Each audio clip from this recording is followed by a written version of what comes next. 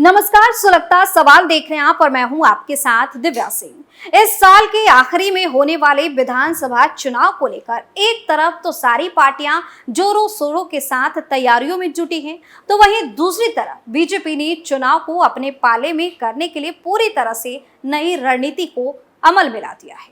मध्य प्रदेश में होने वाले विधानसभा चुनाव को लेकर दो पार्टियों में कांटे की टक्कर होने वाली है। एक तो है बीजेपी और दूसरी तरफ है कांग्रेस। बीजेपी अपनी सत्ता बचाने के लिए चुनाव जीतना चाहेगी, तो वहीं दूसरी तरफ कांग्रेस अपनी खोई हुई जमीन को वापस पाने के लिए संघर्ष करेगी। लेकिन इन सब के बीच बीजेपी एक ऐसा दांव चल दी है जिसके बाद कांग्रेस को उसकी जमीन वापस मिल पाना बेहद ही मुश्किल होता हुआ नजर आ रहा है। बीजेपी जहां पूरी तैयारियों के साथ चुनाव में उतरने के लिए तैयार है, तो वहीं कांग्रेस के दांव उसी पर उल्टे पड़ रहे हैं। अब ऐसे में मध्य प्रदेश कांग्रेस को लेकर कई तरह के सवाल सुलग रहे हैं।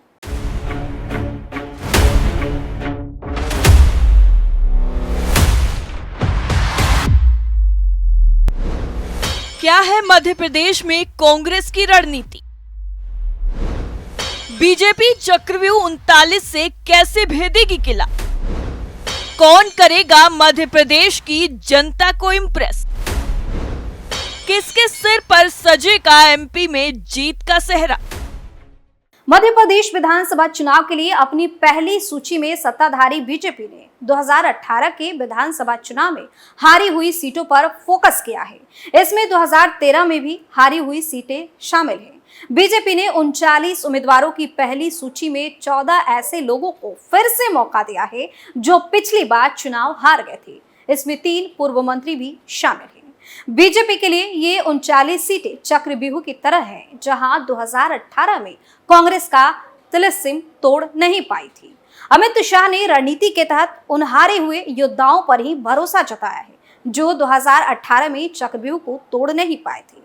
उन्हीं चेहरों को अभिमन्यु 2.0 के रूप में नए सिरे से पार्टी ने लॉन्च किया है और 39 सीटों के चक्रव्यूह को तोड़ने की जिम्मेदारी फिर से सौंपी गई है।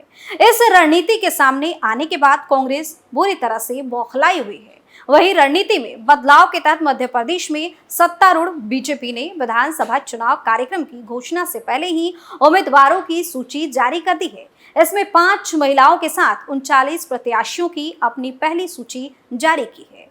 चुनावी तैयारियों और प्रत्याशियों को तय करने के मामले में वो अपने मुख्य प्रतिद्वंदी कांग्रेस से आगे निकल गई है। दरअसल मध्य प्रदेश में इस साल के अंत में 230 सदस्यीय विधानसभा के लिए चुनाव होने हैं। अभी हाल ही में मायावती के नेतृत्व वाली बीएसपी 7 उम्मीदवारों की अपनी पहली सूची जारी कर मध्य प्रदेश में ऐसा करने वाली पहली राजनीतिक पार्टी बन गई है। हालांकि मध्य प्रदेश की राजनीति बीजेपी और कांग्रेस के बीच कांटे की टक्कर मानी जाती है, जबकि बसपा और सपा सहित अन्य दल प्रदेश में सीमांत खिलाड़ी के तौर पर देखे जाते हैं। जिन 39 सीट के लिए बीजेपी ने अपने उम्मीदवारों की घोषणा की है, उनमें से लगभग सभी सीट पर नवंबर 2018 में हुए पिछले विधानसभा चुनाव में भाजपा कांग्रेस से हार गई थी। कांग्रेस ने 2018 दिसंबर में अपनी सरकार बनाई थी, लेकिन मार्च 2020 में ज्योतिरादित्य सिंधिया के नेतृत्व में विधायकों की कांग्रेस छोड़कर बीजेपी में आने से वह सत्ता से बाहर हो गई थी। बीजेपी ने जिन 39 सीट के लिए उम्मीदवार घोषित किए हैं, उनमें से 38 सीट पर वर्तमान में कांग्रेस और 1 सीट पर पथरिया से बसपा विधायक रामबाई बहुजन समाज पार्टी बसपा का कब्जा है।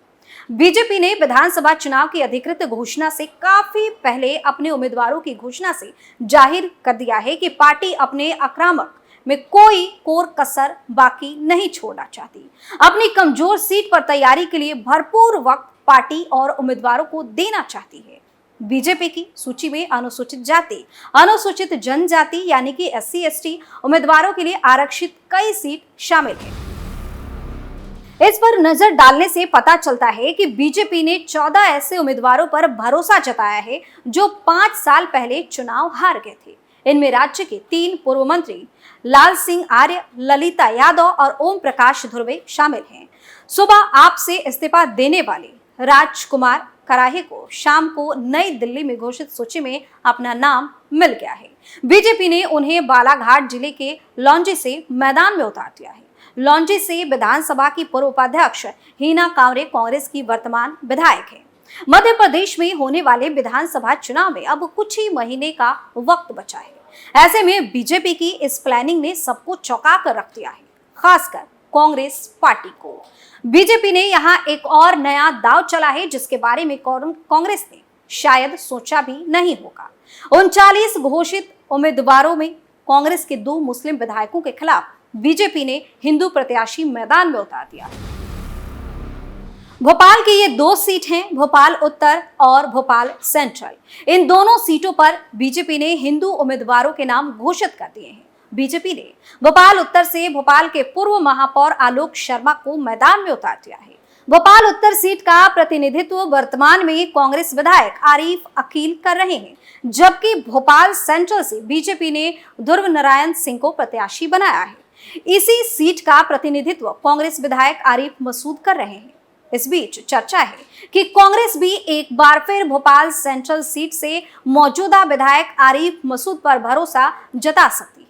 ऐसे में उनकी इस सीट से चुनावी मैदान में फिर से उतरने की संभावना भी है, जबकि भोपाल उत्तर सीट से मौजूदा विधायक कांग्रेस के एक वरिष्ठ नेता आरिफ अकील अपने स्वास्थ्य की वजह से पिछले कुछ महीने से बिस्तर पर हैं। माना जा रहा है कि वे अपने बेटे के लिए पार्टी से टिकट की मांग कर सकते हैं।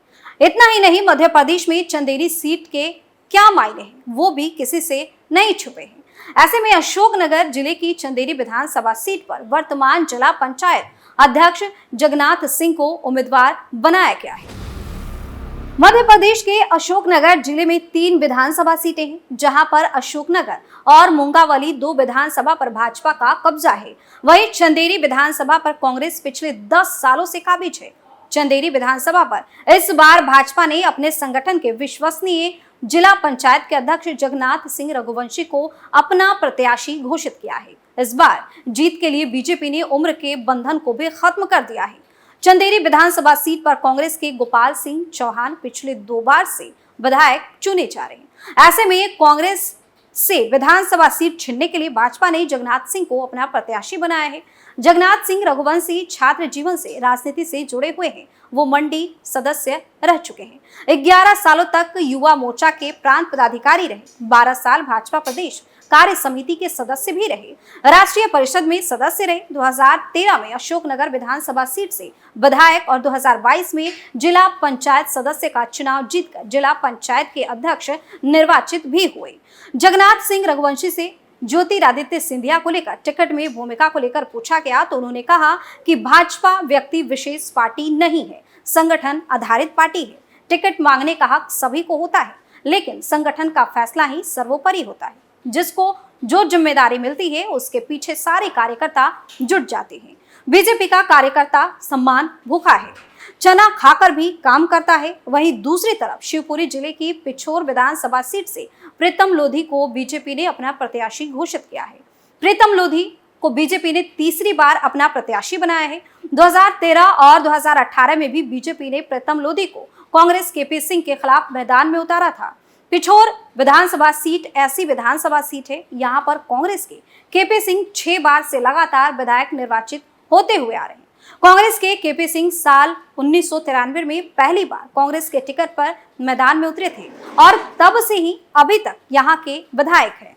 लगातार 6 बार से केपी सिंह कांग्रेस के टिकट पर जीतते आ रहे हैं और इस बार बीजेपी ने पुराने परिणामों को ध्यान में रखते हुए इस सीट से एक बार फिर प्रीतम लोधी को अपना प्रत्याशी बना दिया है।